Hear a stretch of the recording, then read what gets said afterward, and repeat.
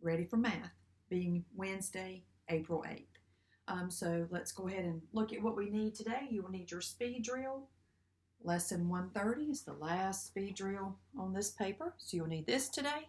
And you'll also need from your book pages 259 to pages 260. Okay? So we have our last speed drill. So we will go ahead and start with that as we would normally do. You have, a multiplication table today.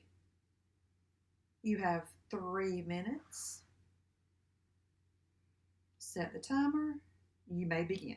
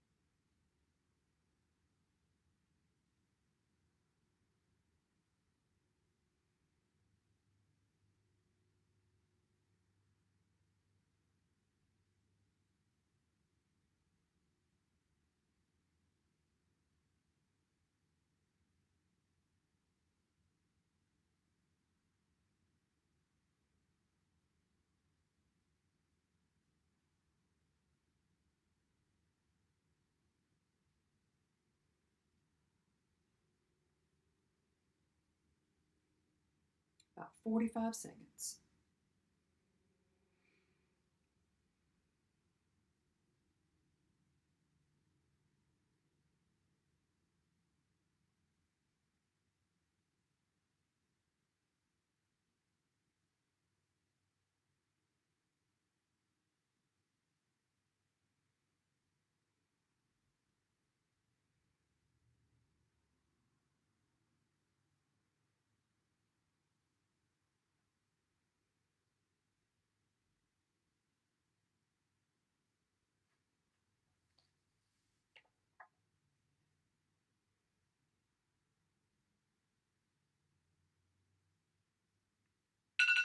All right, you can stop and put that to the side. We will look at the board for a review today. We're talking about rounding money here.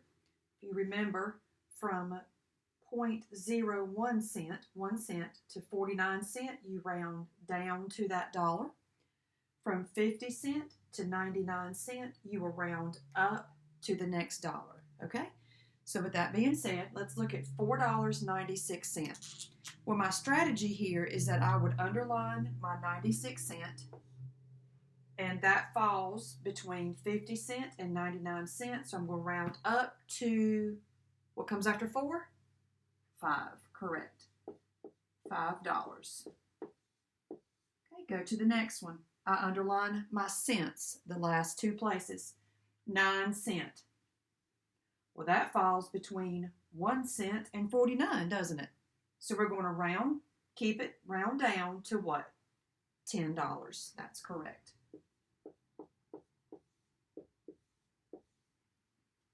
$2.48. Oh, it's right at the edge, isn't it? But it's still between 1 and 49. So we're going to keep it round at $2, round down, correct. Okay. Next we have $3.81. Oh, I forgot to underline my cents there. So my strategy, I underline my cents. It's 81.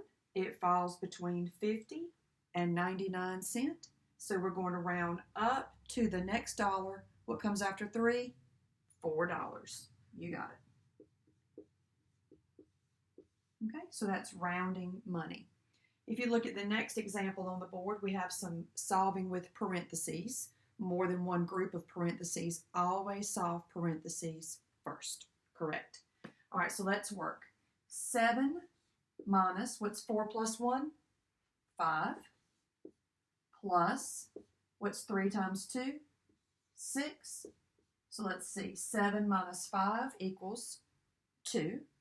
And 2 plus 6 equals 8. You got it. See how I just brought that down and solved in my parentheses first. Next problem. 11 plus, have some division here. 9 divided by 3 equals 3. 3 times 3 is 9. Plus, what's 2 times 5? 10. That's right. Equals, how do you want to do that? 11 plus 3 is 14, right? And then 14 plus a 10 group, 14 plus 10 would equal 24. That's correct. Okay, so just always be sure that you are solving your parentheses there first. All right, okay. Well, let's look at our paper for today. More mixed numbers. More mixed numbers.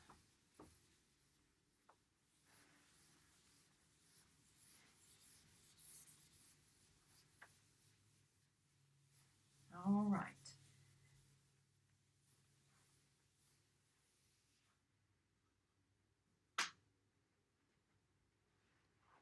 If you look at the example at the top there, when you find the fractional part of a whole number, the answer is sometimes a mixed number.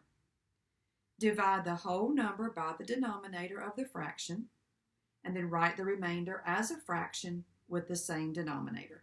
That's lovely, but let's put it into practice, okay? So let's look at the example. They have 1/5 of 33. 1/5 of 33 equals, excuse me one second, turn that off, sorry for that. 1/5 of 33. Well, normally we are used to seeing maybe 1/5 of 30, and we find it right on our table, and it's 6. That's right, because 6 times 5 equals 30.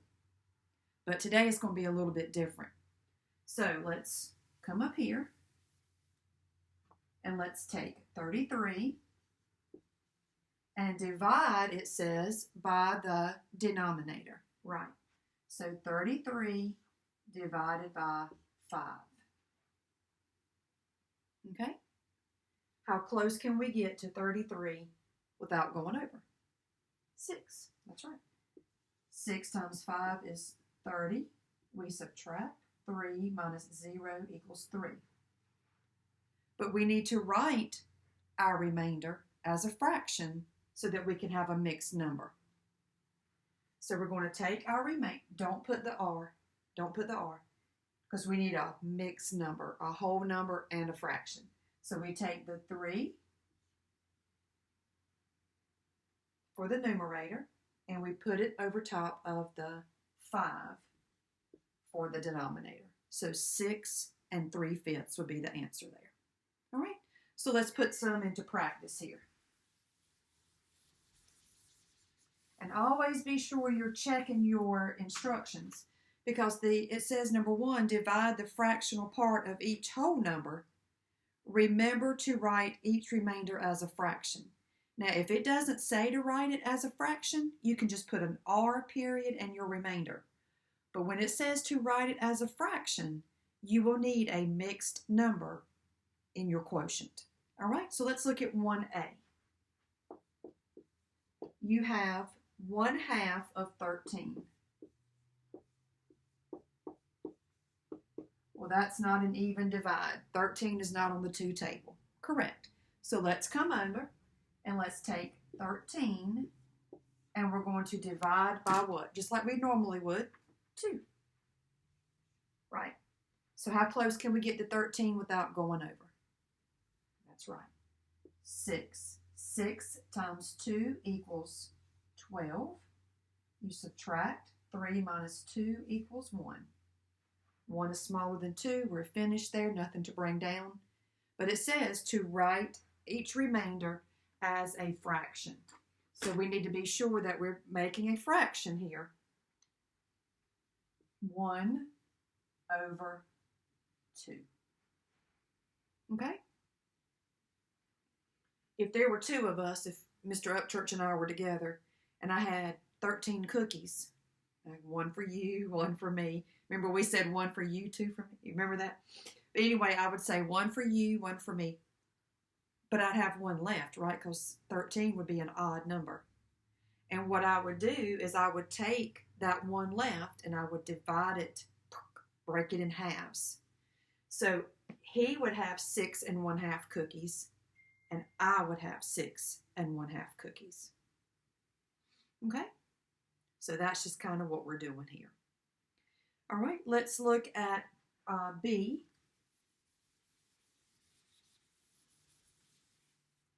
One B here. We have 1/3 of 22. 1/3 of 22 equals. Okay?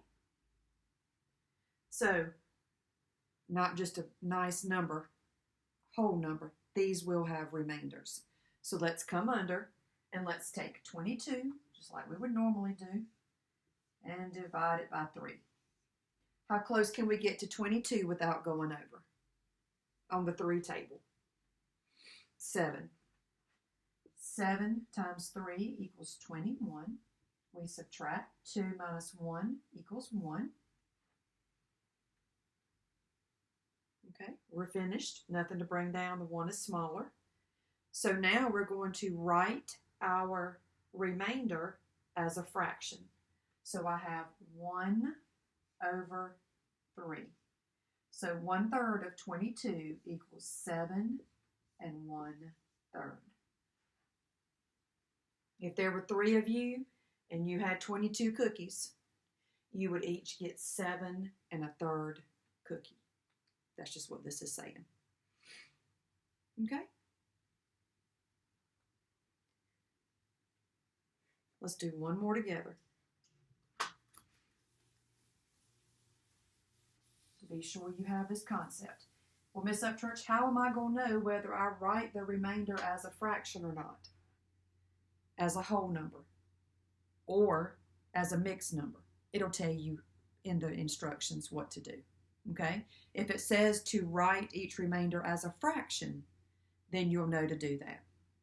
But when we're just dividing and checking, you just write a remainder, R period, and write your number. All right? So let's look at 1/5 of 41. This is C. 1/5 of 41 equals. 41's not on the table. It's not going to be an even divide. So now we can come under. We can take 41, divide by 5, and pop that 5 table out. Told you, just about all these concepts, you need those multiplication tables. How close can we get to 41 without going over? 40. And we use 5 times 8. 8 times 5 equals 40. We subtract 1 minus 0 is 1. Write each remainder as a fraction. So here we go. 8, take the remainder for the numerator, and 5 for the denominator.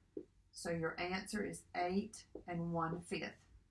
If there was 5 of you and you had 41 cookies, you would each get 8 and a 5th cookie. It would not be an even divide. Okay? I'll let you do D through F on your own, following the same pattern of writing each remainder as a fraction. All right, so let's move on to number 2, your story problems there. Sophia checked out a book with 36 pages. On Saturday, she read 1/4 of the book. How many pages did she read? Solve that. How many pages are left? This is a 2-step problem. 2B, Mr. Lee has 15 feet of oak boards and 16 yards of pine boards. How many feet of wood does he have? Well, can you just add all those together for feet? No, you cannot, because one is feet and one is yards. So let me set this up for you. 2B, you're going to take 15 feet plus 16 yards. What are we solving for? Feet. Okay, so we're going to bring feet down.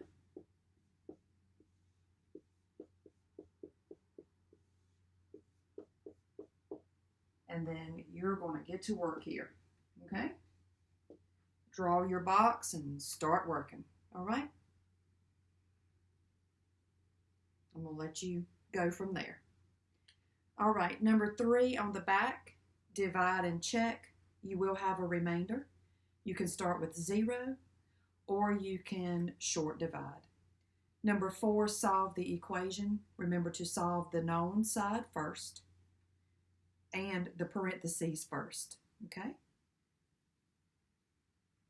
Number 5, write the temperature. Remember, in your little increments, you are counting by 2s. 70 degrees Fahrenheit, 72, 74. Well, it doesn't go all the way to 76.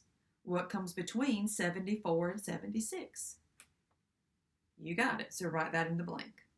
Number 6, round to the nearest dollar, just like we did in our review at the beginning of the video.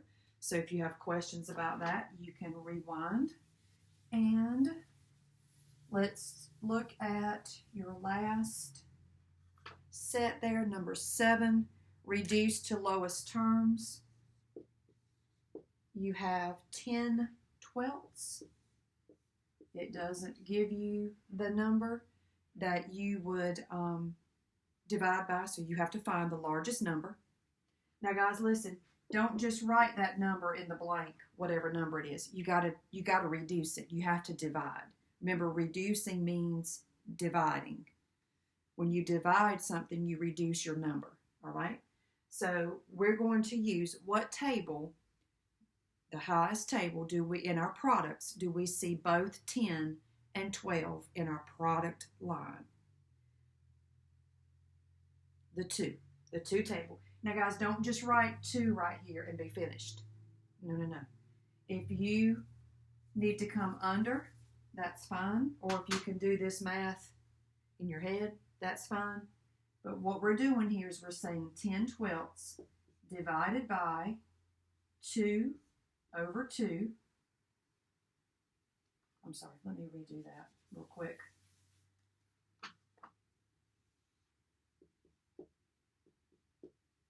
There we go. That looks better. 10 divided by 2 equals 5. 12 divided by 2 equals 6. So your answer of 5/6 goes there in the blank, not the 2. You got to reduce it. You got to divide here. Okay?